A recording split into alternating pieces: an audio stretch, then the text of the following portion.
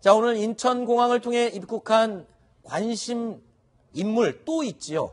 자, 세월호 실소유주로 지목된 유병언 씨의 전 세모그룹 이 회장, 장녀 유섬나 씨가 도피 3년 만에 강제 송환이 됐습니다. 이 시간 현재 인천지검에서 조사를 받고 있는데요. 인천지검에 나가 있는 취재기자 연결합니다. 조현선 기자, 자, 유섬나 씨 도착해서 지금 간단한 회견을 했죠? 네, 유병언 전 세모그룹 회장의 장녀 유섬나 씨가 오후 4시 이곳 인천지검에 압송돼 지금은 조사를 받고 있습니다. 유 씨는 앞서 지검 입구에 마련됐던 포토라인에서 기자들의 질문을 받았는데요. 횡령 혐의에 대해서는 있을 수 없는 일이라며 억울해했습니다. 터무니없는 얘기고요. 일한 대가로 보수를 받은 것 이외에는 아무것도 횡령하거나 배임한 적은 없습니다. 장기간 해외 도피를 한 이유에 대해 유 씨는 도피를 한 적이 한 번도 없었다며 지난 정권의 무자비한 공권력을 피해 보호받기 위해 이제까지 기다렸다고 말했습니다.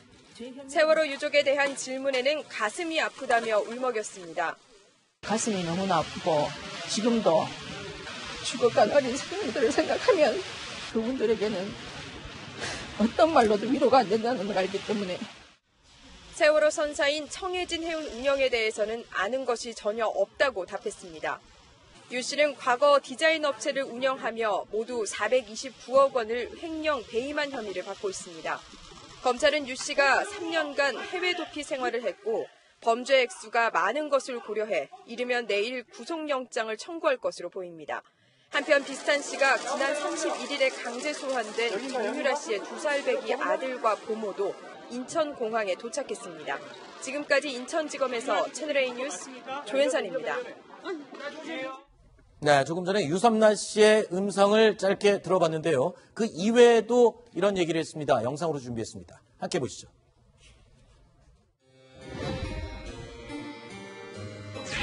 저는 도피를 한 적이 한 번도 없고 지난 시절 무자비한 공권력으로부터 보호를 받고 싶어서 이제까지 기다렸습니다. 이제는 공정한 심사를 받기를 기대합니다. 정권이 바뀌길 기다렸나요? 정권보다도 세상이 바뀌기를 바랐습니다. 그 당시에 정치권들이 어떻게 했는지를 여러분들 다 아실 겁니다. 다른 분들이 수사를 받을 때 강압적인 수사를 받았고 강압적인 수사를 하면 유병언 회장과 어떤 연락을 취했던 건가요? 아닙니다. 뉴스로 받고 말도 안 되는 상황이 벌어지고 있었기 때문에 저는 알았습니다. 그리고 저는 한 번도 도망간 적도 없고 검찰로부터 편지 한 장 받은 적 없습니다. 그건 터무니없는 얘기고요. 저는 평생 동안 일을 하며 살았고 일한 대가로 보수를 받은 것 이외에는 아무것도 횡령하거나 배임한 적은 없습니다. 네, 지금 스튜디오에는 전승훈 동아일보 문화부 차장이 나와 있습니다. 어서 오십시오. 네, 전승훈 차장은 이 세월호 사건 그리고 유병언 씨 일가 비리 사건 당시에 프랑스 특파원으로 근무를 하면서 당시에 유섬나 씨 재판도 취재를 했고요. 당시에 호화주택도 직접 취재를 했었는데 이와 관련해서 좀 몇 가지 여쭤보도록 하겠습니다. 자, 조금 전에 유섬나 씨의 말을 들어봤는데 도망 다닌 적이 없다 이렇게 완강하게 부인하고 있습니다. 어떻게 들으셨습니까? 유섬나 씨는 지난 3년간 프랑스에 있을 동안 네. 1년 1개월 동안 감옥에 있었습니다. 그렇죠. 그다음에 구속 허가를 받아서 한 2년 동안 자택에 머물면서 재판을 받아왔는데요. 본인은 일주일에 한 번씩 경찰서에 출두해서 자기가 도주하지 않았다는 걸 증명을 해야 됐기 때문에 네. 자기는 도주한 적이 없다 이렇게 말을 한 것 같습니다. 네. 아, 그러니까 경찰서에서 본인의 위치와 예. 이 내용을 계속 신고를 해왔기 때문에 자기는 도망간 적이 없다. 보석 재판에서도 가장 큰 관건은 도주 우려가 있다 그래서 네. 안 해줬던 건데 1년 1개월 만에 나오면서 계속해서 그 경찰의 감시 하에 있었던 것이죠. 네. 예. 자, 그런데 조금 전에 저희도 또 짧게 들었었는데 유섬나 씨가요. 세월호 사건과 관련해서는 이야기를 하면서 눈물을 흘렸습니다. 그 관련 앞뒤 내용을 좀 더 길게 저희가 영상으로 준비했습니다. 다시 들어보시죠. 세월호 유가족에게는 하실 말씀 없을까요? 네, 가슴이 너무나 아프고 지금도 죽어간 어린 생명들을 생각하면 매일매일 물이 닿을 때마다 아픈 가슴을 할 수가 없습니다. 뭐라고 그분들에게는 어떤 말로도 위로가 안 된다는 걸 알기 때문에 항상 같이 아파했던 거라고 생각합니다. 세월호 참사와 청해진 해운 유병헌 씨 일가족들의 관련성에 대해서는 어떻게 생각하십니까? 글쎄요. 실소유주라는 말은 저는 믿지도 않고 있을 수 없는 일이라고 생각합니다. 혁기 씨와는 이대균 첫 번째 남동생이 출소하고부터 본 적이 있습니다. 사건 이후로 한 번도 연락을 안 했습니다. 유섬나 씨는 본인은 도망 다니지 않았다. 그리고 실제로 프랑스에서 경찰에게 위치 보고를 항상 했기 때문에 도망 다닌 게 아니다라고 주장하고 있지만 우리 국내 입장에서 볼 때는 해외로 도주한 채 들어오지 않았기 때문에 해외 도주라고 표현할 수밖에 없는 상황인 것 같습니다. 자, 그런데 해외 도피 3년 만에 이번에 강제 송환된 거 아닙니까? 1년 반 동안 감옥 생활을 하긴 했지만 자, 어땠습니까? 그 안에서 프랑스에서 지낼 때 나머지 감옥에 있을 때 말고 나머지 생활은 어땠고 이번에 어떻게 해서 돌아오게 된 건지 과정을 짧게 좀 요약을 해 주시죠. 3년 동안 유섬나 씨는 범죄인 인도 재판을 받아왔습니다. 네. 그래서 파리 항소법원, 그다음에 대법원, 그다음에 최종적으로는 프랑스 총리가 한국으로 인도하라는 서명을 했습니다. 거기에 대해서 행정소송을 또 마지막 최고 우리나라 헌법재판소에 해당하는 꽁세유 데타에 또 소송을 냈습니다. 최종적으로 헌법재판소에서도 한국 인도 결정이 났기 때문에 이렇게 됐는데 최종적으로 또 한번 유섬나 씨가 유럽 인권재판소에 제소를 할 수가 있었습니다. 자기 네. 자신을 강제 송환을 막으려면 모두가 그렇게 하리라고 예상을 했는데 전격적으로 들어오게 된 것은 아무리 프랑스에서 계속 감옥을 간다고 해도 어떤 형량에 도움이 되지도 않고 네. 또 최근에 최순실 씨의 딸 정유라 씨가 귀국해서 아하. 불구속 결정이 난 것에 대해서도 좀 영향이 있었다고 본인도 그런 좀 추측이 가능하겠군요. 예. 정유라 씨의 사건을 보고 나도 들어가서 차라리 빨리 이 불구속 기소 처분을 받는 게 오히려 유리하겠다 이런 판단을 했다라고 추측할 수 있습니다. 구속영장 기각되지 않을까 하는